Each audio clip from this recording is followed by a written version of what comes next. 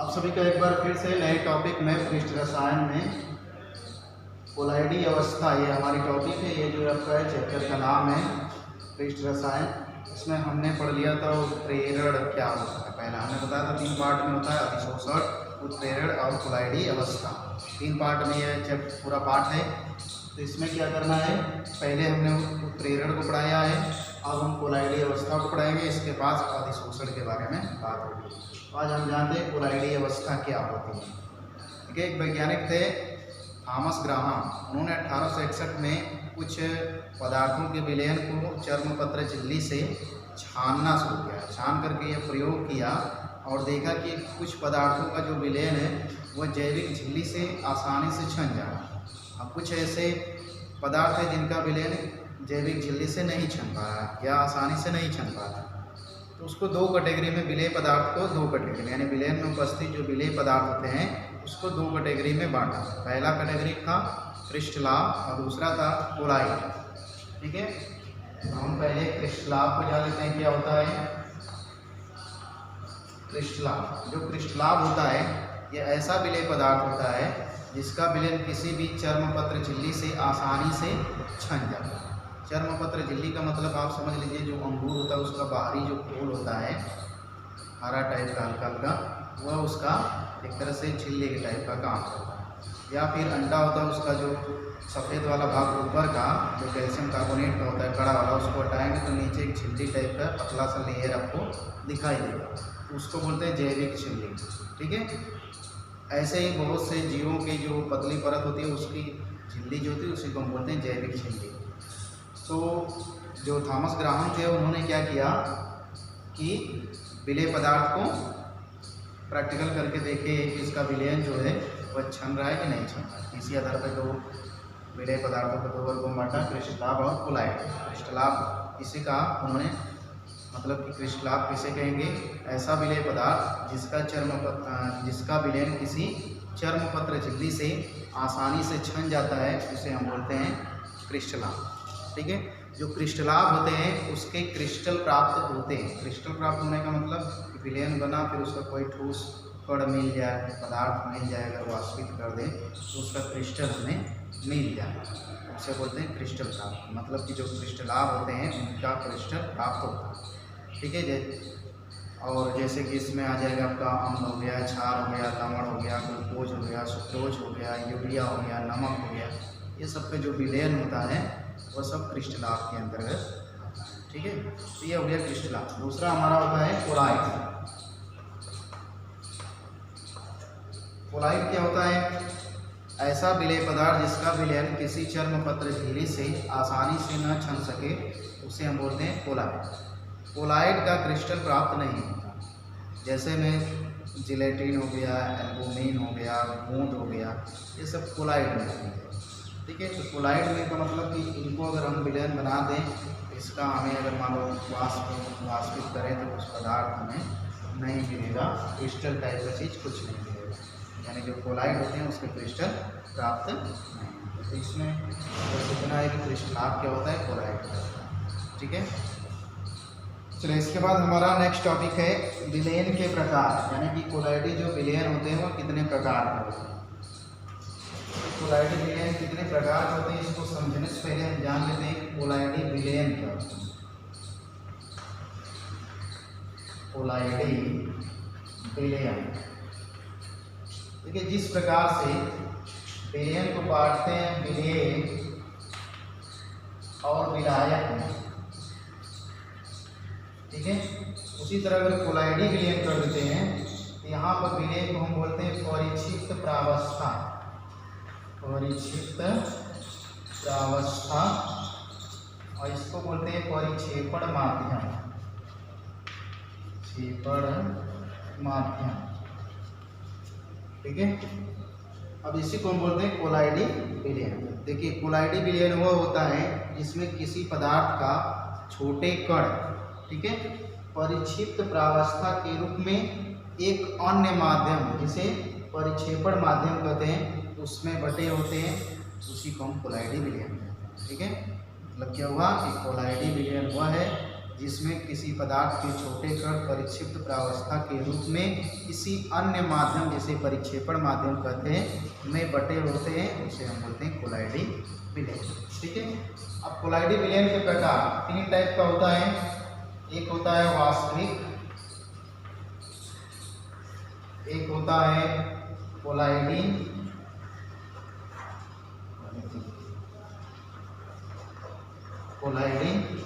और तीसरा होता है निलंबन।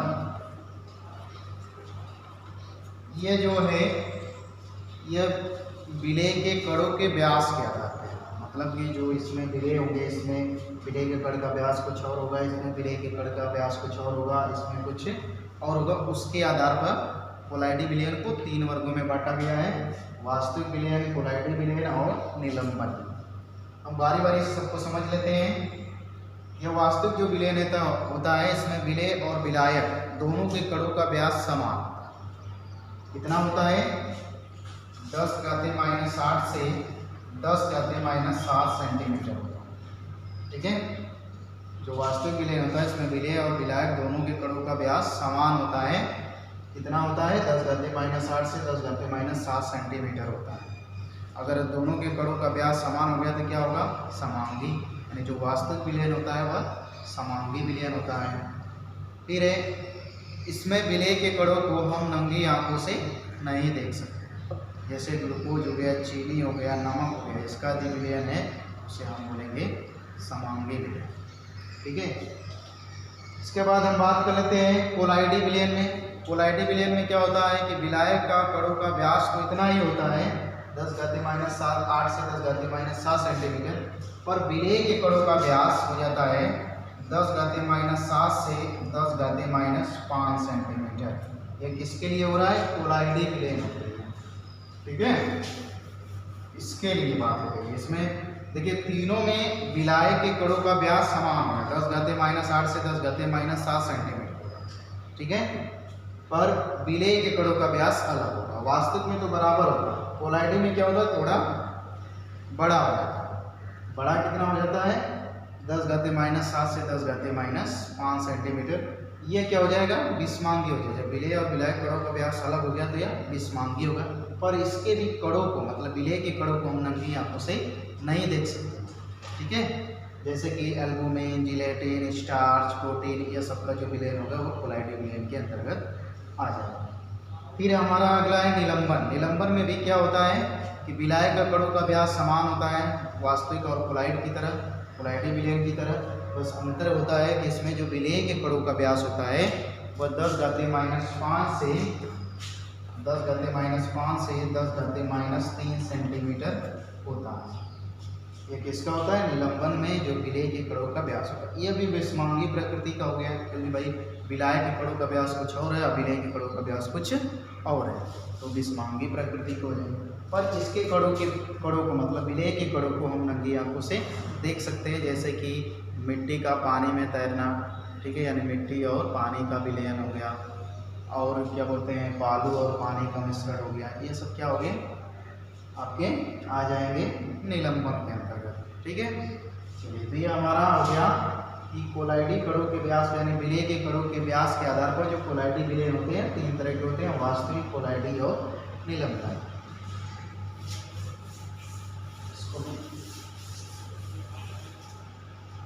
नेक्स्ट हमारा टॉपिक आता है कोलाइड के प्रकार। कोलाइड के प्रकार, अभी थोड़ी देर पहले क्रिस्टलाब और कोलाइड के बारे में बताए थे ना, वहीं जो कोलाइड है वो कितने प्रकार के होते हैं। तो कोलाइड 2 प्रकार के होते हैं। एक होता है द्रव स्नेही कोलाइड, द्रव स्नेही कोलाइड, और दूसरा होता है द्रव विरोधी कोलाइड। ठीक है। तो हमें इसमें प्रश्न आपका 2 से 4 नंबर में पूछा जाता है कि द्रव स्नेही और द्रव कोलाइड में क्या अंतर है। ठीक है। तो इसको आप अच्छे से समझ लीजिए, आपको रटने की जरूरत नहीं पड़ेगा। देखो नाम से देखिए, नंबर 1 को देखते हैं द्रव स्नेही कोलाइड, मतलब ऐसा कोलाइड जो द्रव से स्नेह करता है। सिंपल सा, मतलब ऐसा कोलाइड जो द्रव से स्नेह करता है उसे द्रव स्नेही कोलाइड कहेंगे। अब स्नेह करेगा द्रव से तो क्या बनाएगा भाई, कोई विलेय अगर विलायक से मिलेगा तो क्या बनाएगा, विलयन बनाएगा। तो वही कहेंगे ऐसा कोलाइड जो द्रव के संपर्क में आने पर शीघ्र ही कोलाइडी विलयन बना लेते हैं, उसे हम बोलते हैं द्रव स्नेही कोलाइड। ठीक है। अगर यहाँ पे द्रव के रूप में यदि जल आ जाता है तो उसे हम बोलते हैं हाइड्रोफिलिक, मतलब कि जल स्नेही बोलते हैं। इसको मिटा देते हैं, थोड़ा सा ध्यान में आएगा। ठीक है। द्रव स्नेही कोलाइड का मतलब क्या होता है, ऐसा कोलाइड जो द्रव के संपर्क में आने पर शीघ्र ही कोलाइडी विलयन बना लेता है, उसे द्रव स्नेही कोलाइड। यदि ये जो द्रव है यह अगर जल हो जाए तो इसको हम बोलते हैं जल स्नेही कोलाइड। ठीक है। जो द्रव स्नेही कोलाइड होते हैं इसका जो विलयन होता है वह अस्थायी होता है।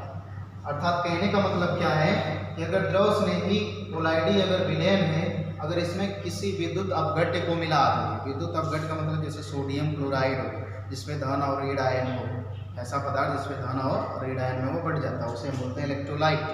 तो अगर द्रव स्नेही कोलाइड का अगर विलयन है तो इसमें यदि किसी इलेक्ट्रोलाइट को डालेंगे, इसका अवक्षेपण या स्कंदन नहीं होगा। अवक्षेपण का मतलब क्या होता है कि कोई चीज़ मान लीजिए पानी में मिट्टी तैर रही है, रख दिए वो नीचे जम गई तो उसे बोलते हैं अवक्षेपण। स्कंदन का मतलब क्या होता है, अवक्षेपण कह लो चाहे स्कंदन सेम होता है। थोड़ा सा स्कंदन का मतलब जैसे उदाहरण में खून है, खून अगर जम गया तो उसको स्कंदन बोलेंगे, उसे अवक्षेपण नहीं बोलेंगे। पर चाक है, पानी में तैर रहा है तो नीचे बैठ जा रहा है तो उसको हम अवक्षेपण। ठीक है।